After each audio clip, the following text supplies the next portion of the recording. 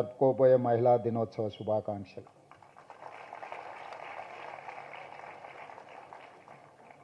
అంతర్జాతీయ మహిళా దినోత్సవ కార్యక్రమాన్ని జరుపుకోవడం ద్వారా మన బాధ్యత తీరిపోయింది.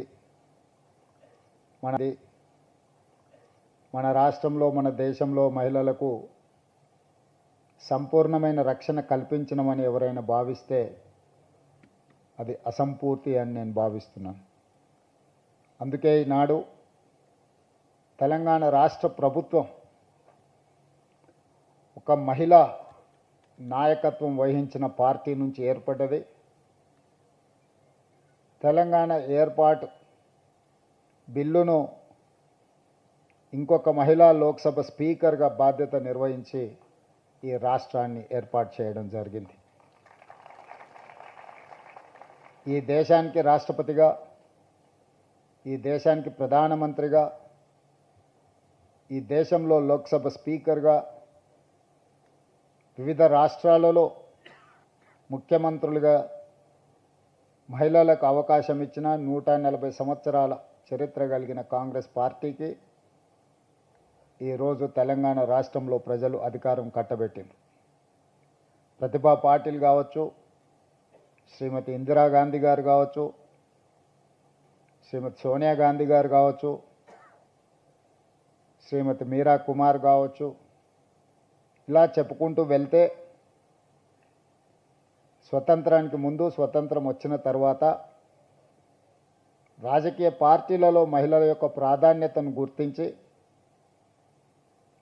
మహిళలకు అత్యంత బాధ్యతాయుతమైన పదవులను కట్టబెట్టి సమర్థవంతంగా వాళ్ళు ఆ బాధ్యతలను నిర్వహించిండ్రు. శక్తిని మనం మహిళతో పోలుస్తాం, అభివృద్ధిని, కుటుంబం యొక్క గౌరవాన్ని నిలబెట్టడానికి మహిళతోనే పోలుస్తాం.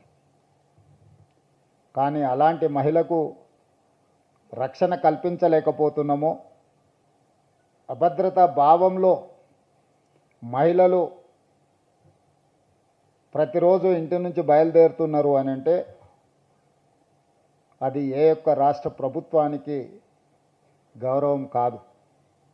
అందుకే తెలంగాణ రాష్ట్ర ప్రభుత్వం ఈ రాష్ట్రంలో ఇంతకుముందు మహిళా వేధింపు కార్యక్రమాలు పట్టణాలకే పరిమితమయ్యేది, లేదా కొన్ని కళాశాలలోనో లేకపోతే పబ్లిక్ ప్లేసెస్లోనో మహిళలు వేధింపులకు గురయ్యేది. సాంకేతిక పరిజ్ఞానం పెంపొందిన ఈ సమయంలో cyber crime, social media also is playing a crucial role in harassment of women. Here we have to take some responsibility. We have to correct ourselves.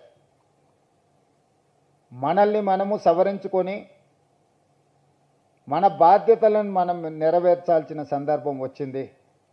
ఇంతకుముందు ఉన్నతాధికారులు మాట్లాడుతూ అమ్మాయిలు ఇంట్లో నుంచి బయలుదేరినప్పుడు జాగ్రత్తగా ఉండను, లేకపోతే ఏదైనా తప్పు జరిగితే అమ్మాయిలనే తప్పు పట్టడము, ఇలాంటివన్నీ మన వ్యవస్థలో వేళ్ళూనుకున్న ఒక దుష్ట సాంప్రదాయం.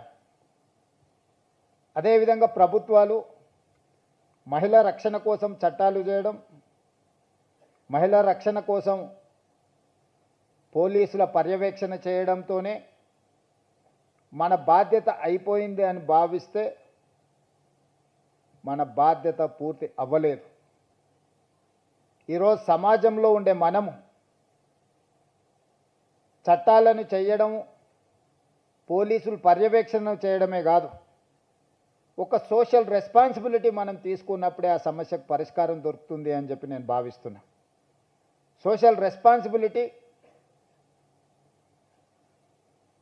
మన కుటుంబ సభ్యులను ఎవరైనా వేధింపులకు పాల్పడ్డప్పుడు, మన కుటుంబ సభ్యులకు చదువుకునే కళాశాలలోనో, ఉద్యోగం చేసుకునే ప్రాంతంలోనో, లేదా పబ్లిక్ ప్లేసెస్ రైల్వే స్టేషన్ కావచ్చు, బస్ స్టాండ్ కావచ్చు, ఇంకెక్కడైనా సినిమా హాల్ కావచ్చు, ఎక్కడికైనా వెళ్ళినప్పుడు మన కుటుంబ సభ్యులకు జరిగే అసౌకర్యం కానీ అవమానం కానీ మనం ఏ విధంగా ఆలోచన చేస్తామో ఇతర ఆడపిల్లల పట్ల కూడా మనం అదే విధంగా ఆలోచన చేసి దానికి అవసరమైన నివారణ చర్యలు తీసుకోవాలని చెప్పి తెలంగాణ రాష్ట్ర ముఖ్యమంత్రిగా మీ అందరికీ సూచన చేస్తున్నా నేను. ఈరోజు తెలంగాణ రాష్ట్రం అభివృద్ధి చెందుతున్న రాష్ట్రం. ఈ రాష్ట్రంలో మన మహిళల కోసం ఎన్నో నిర్ణయాలు తీసుకుంటున్నాం.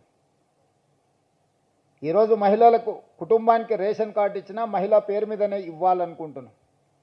ప్రభుత్వం తరఫున ఇళ్ళ కేటాయింపు జరిగినా మహిళ పేరు మీదనే ఈరోజు ఇళ్ళ కేటాయింపులు జరుగుతున్నాయి. ఈరోజు చాలా పథకాలకు మహిళా పేరు మీదనే స్వయం సహాయక సంఘాలు 65 లక్షల మంది సభ్యులు తెలంగాణ రాష్ట్రంలో ఉంటే వాళ్ళకి ఫైనాన్షియల్ అసిస్టెన్స్ కింద 27,000 crores లాస్ట్ ఇయర్ మనం ఆర్థికంగా వాళ్ళు నిలబడాలి, ఆర్థికంగా వాళ్ళు నిలబడ్డప్పుడు ఈ సమాజంలో వాళ్ళకి గౌరవం దక్కుతుంది అని చెప్పి ఈరోజు మహిళా శక్తిని మనం ప్రోత్సహిస్తున్నాం. ఈరోజు హైటెక్ సిటీ అంటే మైక్రోసాఫ్ట్, ఇన్ఫోసిస్ లేదా విప్రో లాంటి ఐటీ కంపెనీలే కాదు, ఆ పక్కనే ఇందిరా మహిళా శక్తి స్టాల్స్ అని చెప్పి మహిళలకు ప్రపంచ స్థాయిలో వాళ్ళు ఉత్పత్తి చేసే వస్తువులను ప్రదర్శించడానికి 3 ఎకరాల స్థలాన్ని 100 కోట్ల రూపాయల విలువ చేసే వసతులను అక్కడ తెలంగాణ రాష్ట్ర ప్రభుత్వం ఏర్పాటు చేసింది. ఈరోజు గ్రామీణ ప్రాంతాలలో ఉండే తెలంగాణ మహిళలు తయారు చేసే ఉత్పత్తి చేసే వస్తువులను అమెజాన్ ప్లాట్ఫామ్ మీద రాష్ట్ర ప్రభుత్వం ఒప్పందం చేసి వాళ్ళు ఉత్పత్తి చేస్తున్న వస్తువులను ప్రపంచ స్థాయిలో ఈరోజు మార్కెటింగ్ చేసుకోవడానికి అమెజాన్తో తెలంగాణ రాష్ట్ర ప్రభుత్వం ఒప్పందం చేసింది. సోలార్ బిజినెస్ అంటే మనమందరం అదానీ అంబానీలే అనుకుంటున్నాం. ఈరోజు స్వయం సహాయక సంఘాలు తెలంగాణ రాష్ట్రంలో ఉన్న వాళ్లకు 1000 మెగావాట్ సోలార్ పవర్ ఉత్పత్తి చేసి తెలంగాణ విద్యుత్ శాఖకు అమ్మే విధంగా ఈరోజు ఆర్థికంగా వాళ్ళను నిలబెట్టి ఈరోజు సోలార్ విద్యుత్ ఉత్పత్తి అదానీ అంబానీలతోని ఆడపిల్లలు పోటీ పడే విధంగా తెలంగాణ రాష్ట్ర ప్రభుత్వం ఈరోజు అవకాశం ఇచ్చింది. అదేవిధంగా తెలంగాణ రాష్ట్రంలో ఆర్టీసీ బస్సుల్లో మహిళలకు ఉచిత ప్రయాణం ఏర్పాటు చేస్తే చాలామంది మహిళలు బస్సుల్లో ఉచిత ప్రయాణం మాత్రమే చేయగలరని భావిస్తున్నారు. కానీ ఆర్టీసీకి 1000 బస్సులను కొనుగోలు చేసి 1000 బస్సులకు తెలంగాణ స్వయం సహాయక మహిళలు యజమానులుగా మారి ఆర్టీసీకి ఈరోజు ట్రాన్స్పోర్ట్ కార్పొరేషన్కి ఈరోజు వాళ్ళు బస్సులను పెట్టి ఈరోజు తెలంగాణ రాష్ట్రంలో నడుపుతున్న బస్సుల్లో 1000 బస్సుల భాగస్వామ్యం ఈరోజు మహిళల చేతుల్లో ఆర్థిక శక్తిని పెంచడానికి ఈరోజు తెలంగాణ రాష్ట్ర ప్రభుత్వం వాళ్ళకి అవకాశం ఇచ్చింది. ఇదే కాదు, తెలంగాణ రాష్ట్ర ప్రభుత్వం వివిధ జిల్లాలలో ప్రభుత్వ స్థలాలను కేటాయించి పెట్రోల్ బంకులు నడపడానికి ఈరోజు ఆడపిల్లలకే స్వయంగా పెట్రోల్ బంక్స్ నిర్వహించడానికి ఈరోజు మహిళా శక్తి ఈరోజు మనం ప్రోత్సహిస్తున్నాం. ఎక్కడ అవకాశం ఉంటే అక్కడ ఆడపిల్లలకు ఈరోజు ఆర్థికంగా నిలబడడానికి అవకాశం ఇచ్చినాం. అదే కాదు, దేశంలోనే మొట్టమొదటిసారి మహిళా యూనివర్సిటీకి వీరనారి చాకలి ఐలమ్మ స్ఫూర్తిని పోరాట స్ఫూర్తితో ఈరోజు మహిళా యూనివర్సిటీకి వీరనారి చాకలి ఐలమ్మ పేరు ఈరోజు మనం పెట్టుకోవడం జరిగింది. అంతెందుకు, తెలంగాణ రాష్ట్రానికి తెలంగాణ తల్లి అని ఒక ఆడబిడ్డనే మనం ఒక అమ్మగా ఈరోజు తెలంగాణ రాష్ట్రానికి ఒక స్ఫూర్తిని, ఒక మూర్తిని ఈరోజు మన ప్రభుత్వం అందించుకున్నది. అంటే ఈ తెలంగాణ రాష్ట్రంలో మొన్నటి వరకు చీఫ్ సెక్రటరీగా కూడా ఒక మహిళా అధికారే ఉండే. నేను వచ్చిన తర్వాత ఆల్మోస్ట్ 1.5 years. సో ఈరోజు vigilance and enforcement DG Shikha Goyal, anti corruption bureau DG Shri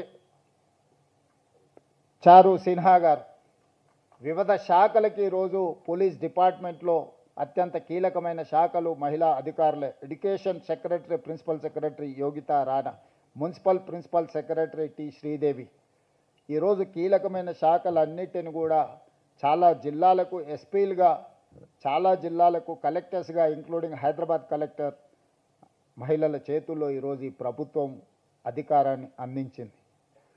ఈ రాష్ట్ర ప్రభుత్వానికి మహిళల యొక్క శక్తి, మహిళల యొక్క నైపుణ్యం పట్ల సంపూర్ణమైన విశ్వాసం ఉన్నది. కానీ తెలంగాణ రాష్ట్రంలో ఇంకా మహిళలకు సంపూర్ణమైన రక్షణ ఉన్నదా అంటే కొంచెం ఆలోచన చేయాల్సిన పరిస్థితులు ఉన్నాయి. అందుకే ఈరోజు తెలంగాణ రాష్ట్ర ప్రభుత్వం దేశంలోనే మహిళలకు అత్యంత భద్రత కలిగిన రాష్ట్రంగా తెలంగాణను తీర్చిదిద్దాలి అని ఈరోజు ఒక మంచి కార్యక్రమాన్ని తీసుకొని ఈరోజు మిమ్మల్ని అందరిని ఆహ్వానించి, ఈరోజు ఇక్కడ 1/3 అమ్మాయిలు ఉంటే 2/3 మేల్ ఫీమేల్ కాంబినేషన్ ఉంది. వాళ్ళ రక్షణ వాళ్ళకు వదిలేయకుండా వాళ్ళ రక్షణ ఇక్కడున్న మనమందరం తీసుకుంటే ఖచ్చితంగా 100% తెలంగాణ రాష్ట్రంలో మహిళలకు రక్షణ అందించబడుతుంది అని నేను భావిస్తున్నా. అందుకే మహిళల రక్షణ కోసము తెలంగాణ యువకులు ఒక బ్రాండ్ అంబాసిడర్గా నిలబడాలి.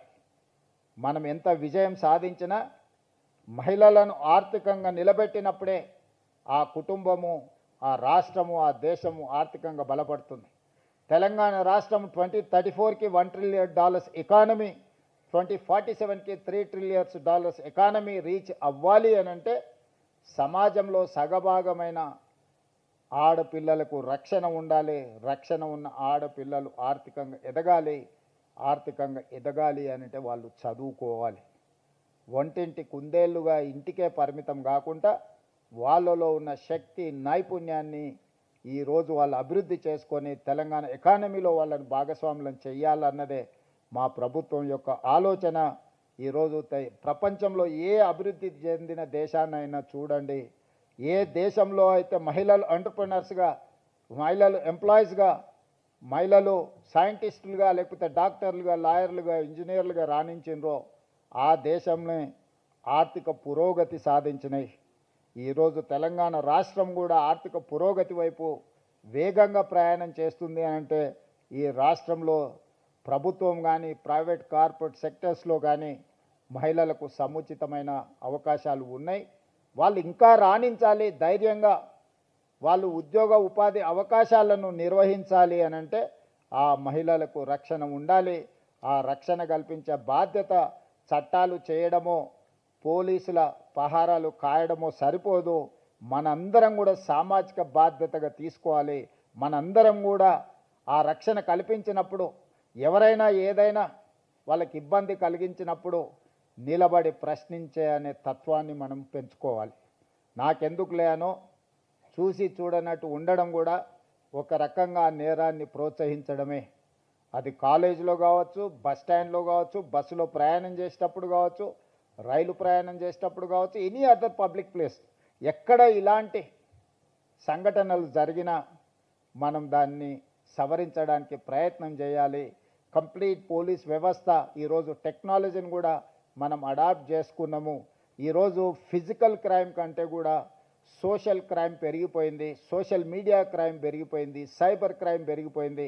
ఆడపిల్లల్ని వేధించడానికి ఈరోజు టెక్నాలజీని కూడా ఎక్కువగా వినియోగిస్తున్నారు. డీప్ ఫేక్ వీడియోస్ తయారు చేస్తున్నారు. వీటన్నిటిని కూడా మనం ప్రభుత్వ పరంగా నియంత్రించడానికి మన సైబర్ క్రైమ్ డిపార్ట్మెంట్ని కూడా ఎంపవర్ చేసినాం. Chicago L is working on that.